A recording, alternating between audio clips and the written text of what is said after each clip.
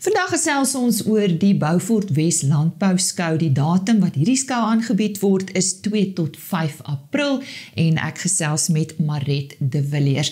Maret, die hoeveelste skou is dit? Beaufort Wes Landbou Skou vind al sedert 1860 plaas. So hierdie jaar sal dit ons 165ste jaar wees. Nou vertel ons kortliks van jou en jou betrokkenheid by die skou.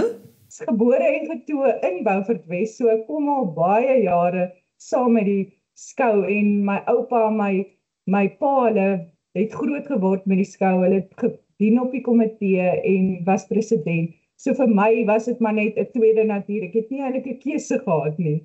Ek is tans by ons boer net buite Beaufort Wes. So ek is betrokke by die plaas en dan is ek ook betrokke by die skool. Ek gee skool by voorbereidingsskool op die dorp en ek is ook tans nog steeds betrokke by die skou vir die afgelope 7 jaar waar ek help met die inskrywings van die perde. As ons na die landbouprogram kyk, waarvoor is hierdie skou bekend? Die skou is definitief bekend vir die SA Hackney Kampioenskappe, asook die Walliese ponies.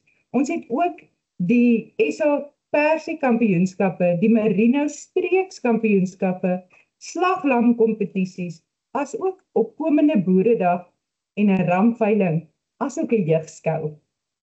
Bied julle weer vanjaar julle landbouoggend met 'n boereontbyt aan en dan ook sprekers daarbey? Ja, verseker het ons weer 'n landbouoggend en daarna is daar 'n damesoggend en ons het goeie sprekers wat daar gaan wees.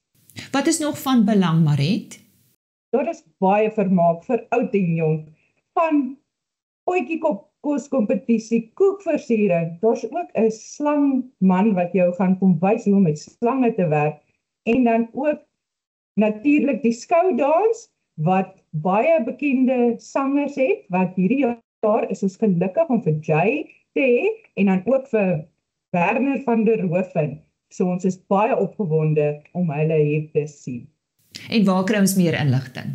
Man kan ons volg op ons Facebookblad by Beaufort Wes Landbou Skou of volg net Plaas Media wat weer natuurlik ons media bord vir vanjaar is. So namens ons Beaufort Wes Landbou Vereniging wil ons net baie dankie sê vir die kans om met julle te praat en ons sien uit om julle te sien van 2 tot 5 April.